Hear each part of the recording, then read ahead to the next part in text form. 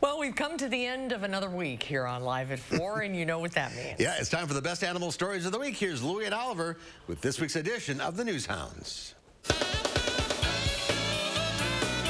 Here's the Newshounds, Lui and Oliver, with their World News Roundup. This week on the Newshounds, a little horsing around. Pack of pelicans.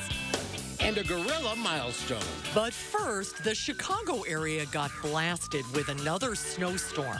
So the animal caretakers at Shedd Aquarium took advantage of the natural terrain by adding fresh snow into the sea otter habitat. The 4 sea otters that call Shedd home, Yaku, Luna, Cooper, and Watson, couldn't be happier. They had a blast exploring and eating the new addition to their environment. We have to wish Tilla a happy first birthday. The Berlin Zoo celebrated the big day for this baby gorilla with special treats for her and her family. Tilla, her mom Bibi, and dad Sango enjoyed a birthday cake made of rice and vegetables. Tilla was the first gorilla baby to be born at the Berlin Zoo in 16 years when she arrived in February of last year, so this was a pretty big celebration. Like the famous monarch butterflies, another illustrious visitor comes to Mexico every year to escape the bitter cold of the north. White pelicans.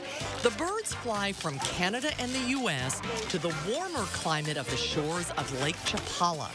Thousands of them start to arrive in November and stay until spring.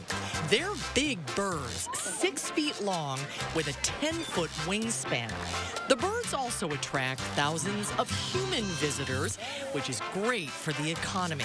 And trivia fans, a group of pelicans is known as a pod. And if they're fishing in a group, they're called a fleet. Now you know. And finally, things are getting nasty at this Rhode Island equine sanctuary. The big horse in the front, Rosie, is a new addition. And Dakota, in the back, is not a fan.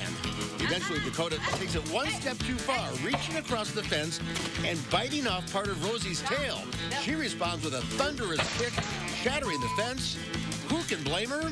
The good news is they now share a stall and get along most of the time. And that's this week's edition of the Newshounds Now Update.